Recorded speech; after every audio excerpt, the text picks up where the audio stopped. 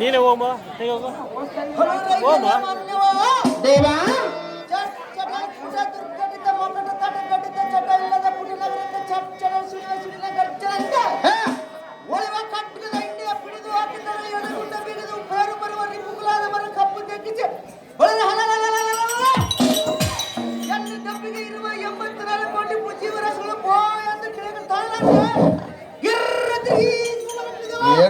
ಸರಿ ಹೇಳ್ತದೆ ಸರಿ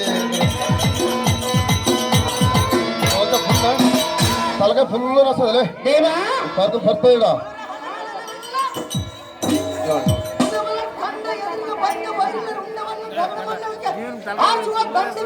ಗಂಡ ಮುಂದೆ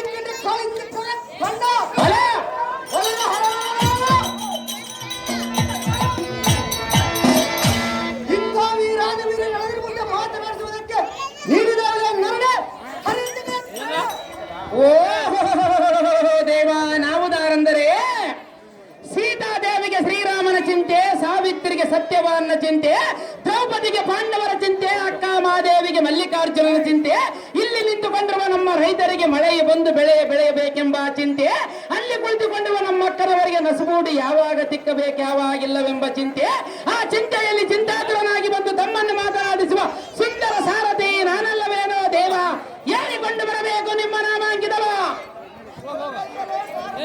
ನಾಮಾಂಕಿತವೇನೆಂದರೆ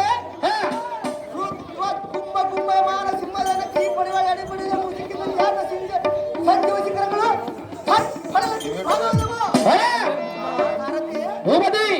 ಎಣ್ಣೆಯ ವೃತರಾಷ್ಟ್ರದ ತಪ್ಪಿಗೆ ಗಿರಿಶಿಖರಗಳು ತಾಳಲಾರದೆ ಎಪ್ಪಲಾಗಿ ಓಡುವುದು.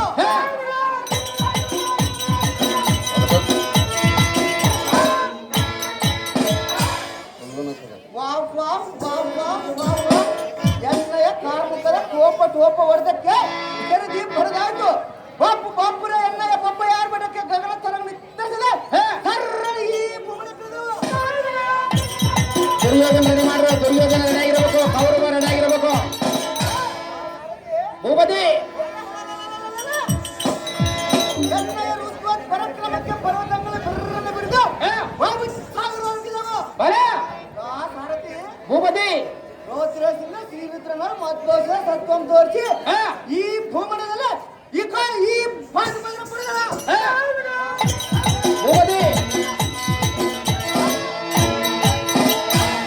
ಇದು ಅಲ್ಲದೆ ಚಡಿತ ಮುಖ್ಯ ದ್ರೌಪದಿ ಲಗ್ನದಲ್ಲಿ ತುಡುಕ ಮಾಡ ಒಲಗದಲ್ಲಿ ಮಗದಾತ ಈರವರ್ ಮಾತಲ್ಲಾದ ರಾಷ್ಟ್ರಪತಿಗಳನ್ನು ಪಂಕ್ಷದನು ಪಟಿವಿಕೆ ಮಿದುಳು ರೂಪಾಯಿ ಧನ ಪುಡಿದು ಜಯಂಕುತ ನಾಗ ಮಾಡಿ ಒಯ್ಯಲು ಸ್ವರ್ಗ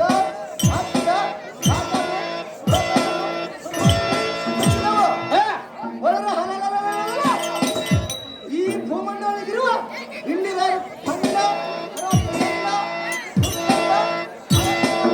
ಸರಿಯಾಗಿ ಎನ್ನ ಪಾದ ಪುಂಡರಿಕದ ದರ್ಶನ ಕಾಪೆಣ್ಣ ಬಿರ್ದಾವಳ ಮುಗಿಸುತ್ತ ಭಂಗ ಖಂಡಗಲಿ ಖಂಡವಿ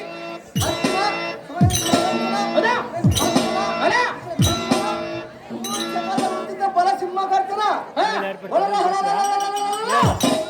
ಅರ್ಜುನ ಮಹಾರಾಜ ಎಂದು ಜೈಬೇರು ಸಾರಥಿ ಓಡಿಸಿ ಬರುತ್ತೆ ಜಾಗೃತಿ.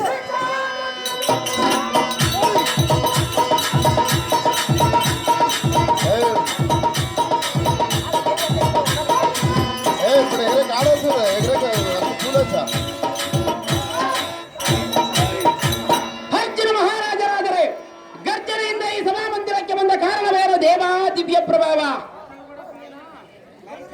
ಸಾರಥಿ ಈ ಸಭಾಮಂದಿರಕ್ಕೆ ಬಂದ ಕಾರಣವೇನೆಂದರೆ ಏನು ದೇವ?